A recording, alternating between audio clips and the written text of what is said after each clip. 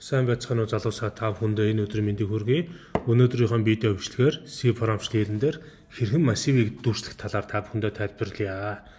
За C програмчлалын хэлэн дээр массивыг дүүрслэхдээ бид нэр дараах үйлдэлүүдийг хийн.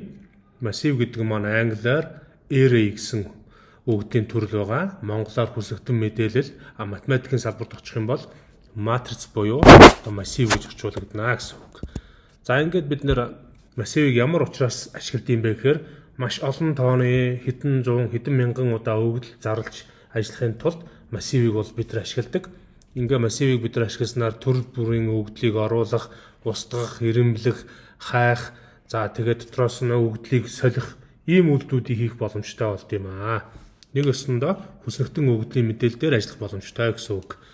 За массивыг бид нар зарлахын тулд эхлээд int буюу одоо төрлийн зааж өгөх ёстой байгаа. Дараа нь хувьсгчийн нэрийн зааж өгнө. За жишээлбэл A төрлийн массив маань 4 элементтэй гэвэл A гэж нэрийн бичээд дөрвөлжийн хаалтан дотор 4-ийн тоогоо бичнэ.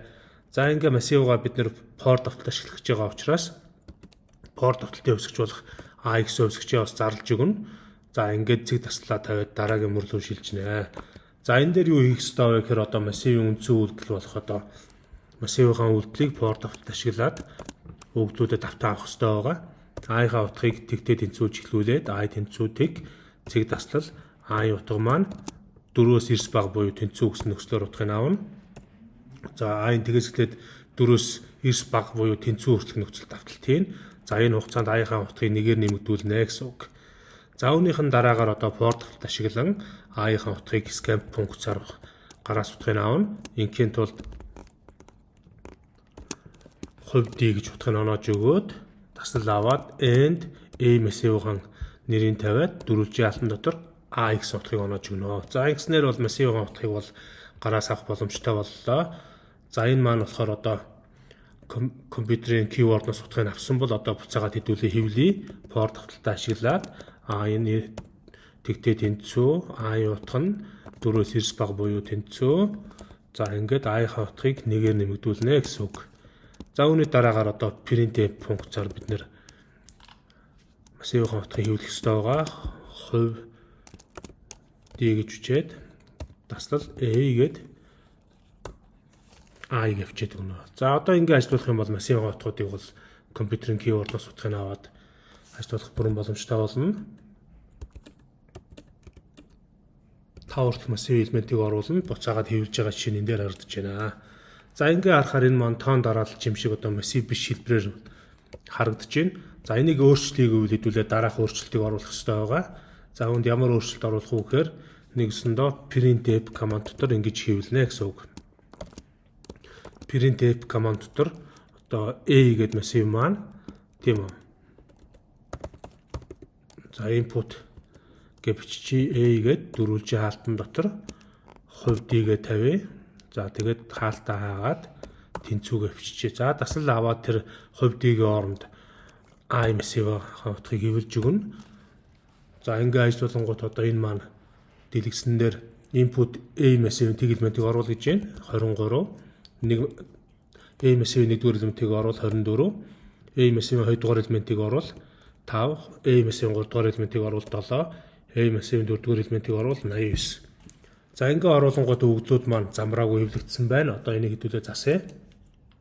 Энийг засахын тулд printf дотроо яг түрүүнийх нь дагуу A гээд дөрвөлжийн хаалтан аваад дотор нь дөрвөлжийн хаалтан дотроо хувь D гэж үчээд тэнцүү массивын утгыг хэвлэх ёстой байгаа.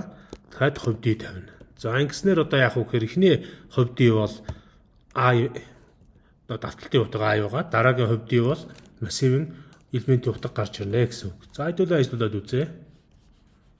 За input A тэгнэ гэдэг утга оруулж чинь 78, input 1 нь 56, input 2 буюу одоо A массивын 2-р элемент нь 89, 3-р элемент нь 45, A массивын 4-р элемент нь 56-ыг оруулаад энтер дарах юм бол массивын утгууд маань яг утгаараа хэвлэгдэж байна. За ингээ хоорондоо нэг мөрөн дээр хэвлэгдээд байгаа учраас энийг хэдүүлээ мөр унгааж хэвлэж болно. За мөр унгайг гэвэл хувь D-ийн араас slash буюу ташуу зураас n гэвчээд өгнө. За утгуудаа ингээ оруулчих юм бол одоо өөрчлөлт хийгдээд дараах байдлаар харагдана. За ингээд өгдөл маань доошо мөр унж хөвлөгдөж болж байна.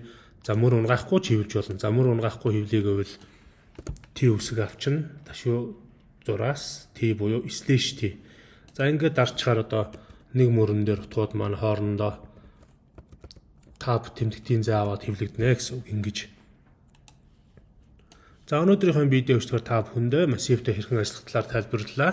За үүнд массива хэрхэн зарлах талаар тайлбарлсан. За мөн массива хэрхэн хэвлэх талаар тайлбарлалаа.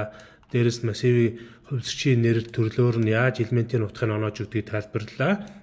Ингээд анхаарал хандуулсан бүхэнд баярлалаа. Манай сувгийг тань таалагдчихвэл дагахыг хүсвэл subscribe хийгээрэй. Мөн бичлэгүүдийг маань бусад түгээхин тулд share хийгээрэй. Бичлэг маань танд таалагдсан бол лайк дараарай. Анхаарал хандуулсан бүхэнд баярлалаа. Дараагийн хичээлээр уулзцаая.